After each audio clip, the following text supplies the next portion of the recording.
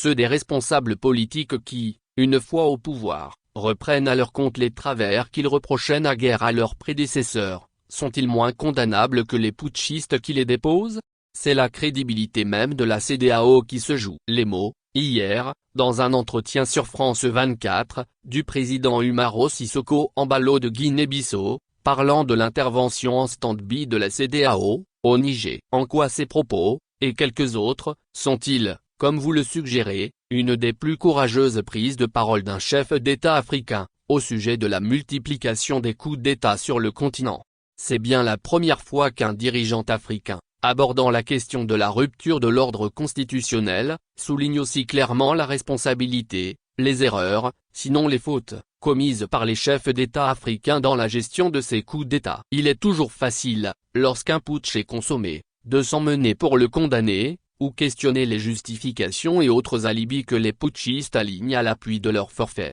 La langue officielle, dans son pays, est le portugais. Mais, le chef d'État bissau-guinéen fait, ici, l'effort de s'exprimer en français. Et ce qu'il dit est inhabituel. Il fallait du courage, pour exhorter l'Afrique à mener une réflexion sérieuse sur cette pandémie de putsch. Du courage, pour admettre que la vertu dissuasive des sanctions a été annihilée par leur levée, presque toujours sans contrepartie. Du courage, aussi, pour admettre que l'avenir de la CEDEAO peut être menacé par l'incohérence des dirigeants. De quel type d'incohérence s'agit-il? À force d'annoncer des décisions qu'ils rechignent ensuite à mettre en œuvre, et de brandir des menaces, qu'ils sont incapables de mettre en exécution, ils contribuent à ternir la démocratie. La réflexion à laquelle appelle Umaro Sissoko Embalo implique lucidité, y compris sur la pratique du pouvoir de certains dirigeants, alliés objectifs des putschistes.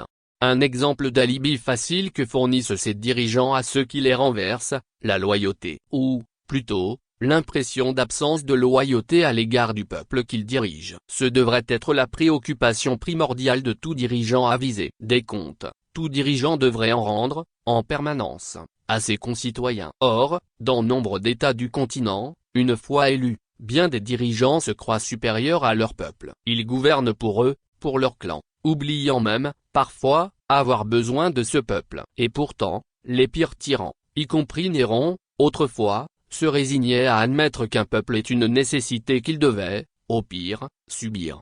Les coups d'État seraient-ils donc l'illustration du déclin de la démocratie en Afrique? Seulement une des illustrations. La mort d'une démocratie ne se traduit pas nécessairement par des révolutions, des coups d'État militaires, ou l'armée dans la rue. La démocratie se meurt à petit feu, partout où les dirigeants se comportent comme s'ils étaient au pouvoir, juste pour créer des frustrations chez une partie de leurs concitoyens, au point que certains en viennent parfois à se demander si Dieu ne s'est pas, résolument, mis du côté de l'imposture. Les imposteurs, ce sont tous ces hommes politiques qui, une fois au pouvoir, reprennent à leur compte les travers qu'ils reprochaient naguère à leurs prédécesseurs. En plus de perpétuer les travers et autres mauvaises manières qu'ils décriaient comme autant de crimes abominables, ils enrichissent la panoplie avec leurs propres excès, utilisent les pouvoirs de leurs fonctions pour s'acharner sur leurs adversaires politiques, qu'ils traitent en ennemis.